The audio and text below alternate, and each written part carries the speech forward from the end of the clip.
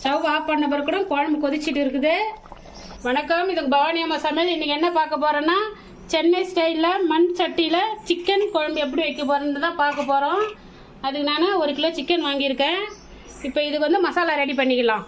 மசாலா வறுக்கிறதுக்கு ஒரு பேனோ கடாயோ வச்சுக்கலாம். நான் இரும்பு கடாயை வச்சிருக்கிறேன். இதில் 1 ஸ்பூன் எண்ணெய் ஊற்றிக்கலாம். 1 ஸ்பூன் ஊற்றினா போதும். 1 ஸ்பூன் தனியா, 1 ஸ்பூன் சோம்பு, 1.5 ஸ்பூன் மிளகு. மிளகு மட்டும் கொஞ்சம் அதிகமாக இருக்கணும். ஒரு 5 கிராம்பு, 2 அன்னாச்சி பூ, பட்டை ஒரு 2 இன்ச்சு. இதை அப்படியே நம்ம வதக்கிக்கணும்.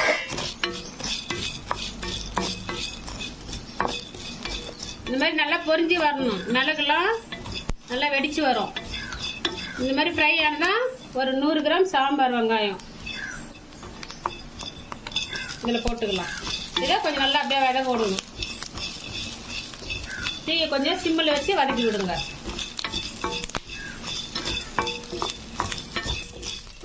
அவ்வளோதான், இந்த அளவு வதங்கினா போதும்.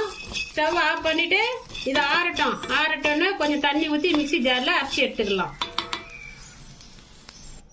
வதக்கி வச்ச மசாலா ஆறிச்சுமா இது மிக்ஸி ஜாரில் கொட்டி அரைச்சி எடுத்துக்கலாம்.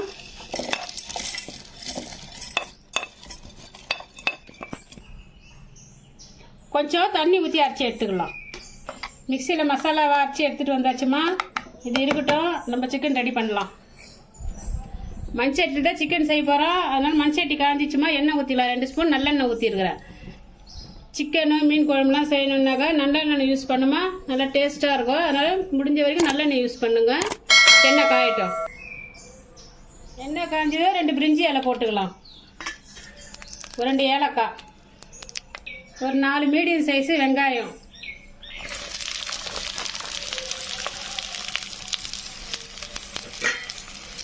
இதோட ஒரு கொத்து கருவேப்பிலை போட்டுக்கலாம்.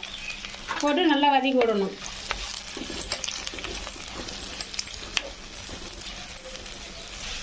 நல்லா 1 நிமிஷம் வதங்கணும். ரொம்பலாம் வதங்க தேவையில்லை. இந்த மாதிரி 1 நிமிஷம் வதங்கணும். தக்காளி சேர்த்துக்கலாம். தக்காளி வந்து மீடியம் சைஸு ஒரு 3 சேர்த்துருக்குறேன்.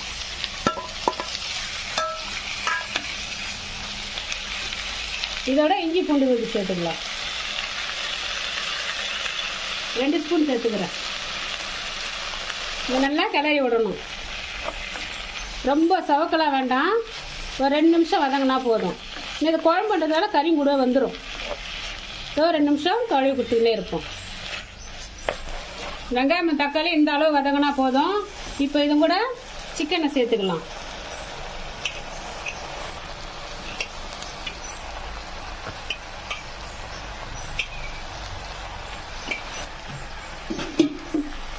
நல்லா கலரி விடணும். கலரும் போதே ஒரு நல்ல கலர் மாறும். ஒரு மாதிரி வெள்ளை கலராக வரும். இது நல்லா கலரி விடணும். சிக்கனை போட்டுட்டு ஒரு 2 நிமிஷம் இப்படியே கலரி விட்டுக்கினே இருந்தோமா கலரும் சேஞ்ச் ஆகும். பார்த்திங்கன்னா நம்ம போட்டதுக்கும் இதுக்கும் கலர் மாறிடுது. தண்ணியும் வந்து இருக்குது பாருங்க. தண்ணியை நம்ம ஊற்றலை, ஆனால் சிக்கன் வந்து நம்மளுக்கு தண்ணி வந்துருக்குது. இப்போ மசாலாலாம் சேர்த்துக்கலாம்.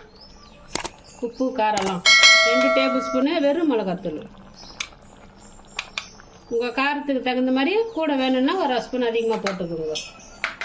தனியா பொடி 1, ஏன்னா நம்ம அந்த இது மிக்சியில் போட்டு அரைச்சிருக்கிற இல்லையா, அதில் தனியாக இருக்கும். அதனால 1 இதில் கம்மியாக சேர்த்துக்கலாம். சீரகம் ஒரு 1/2 ஸ்பூன், மஞ்சள்தூள் ஒரு 1/4 டீஸ்பூன், கல் உப்பு 2 ஸ்பூன் போட்டுக்கலாம். 1/2 கிலோன்னா 1 ஸ்பூன் போட்டுக்கோங்க. இது 1 கிலோன்றதுனால 2 டீஸ்பூன் போடுறேன். இதை நல்லா கலரி விட்டுக்கலாம்.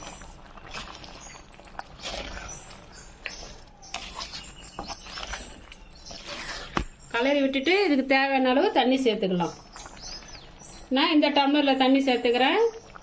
2 டம்ளர் சேர்த்துக்கிறேன். இது வந்து 2 டம்ளர் வந்து 6 லிட்டர் பிடிக்கும். 1 டம்ளர் வந்து 250 ml பிடிக்கும். ஸோ 6 லிட்டர் தண்ணி ஊற்றிக்கிறேன் நான். இதை இன்னொரு வாட்டி நல்லா கலந்து விடலாம். கலந்து விட்டுட்டு ஒரு 10 நிமிஷம் கொதிக்கட்டும். இதை ஒரு 10 நிமிஷம் கொதிச்சுருந்தது. நல்லா கறியை வந்துட்டு இருக்குது, பார்த்தா தெரியுது. ஒரு 80% வந்துட்டு இருக்குது. இப்போ நம்ம அரைச்சி வச்சுக்கிற மசாலாவை இதில் சேர்த்துக்கலாம்.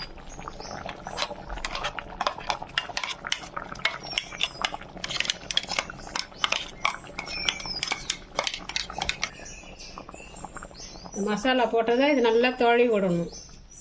நல்லா கலந்ததுன்னா இதை அப்படியே விடணும். ஒரு 1/4 மணி நேரம் விட்டோமா நல்லா 100% வெந்துடும். நல்லா கலரி விட்டாச்சு. நல்லா கொதிக்கிட்டோம். இது பார்க்கலாம்.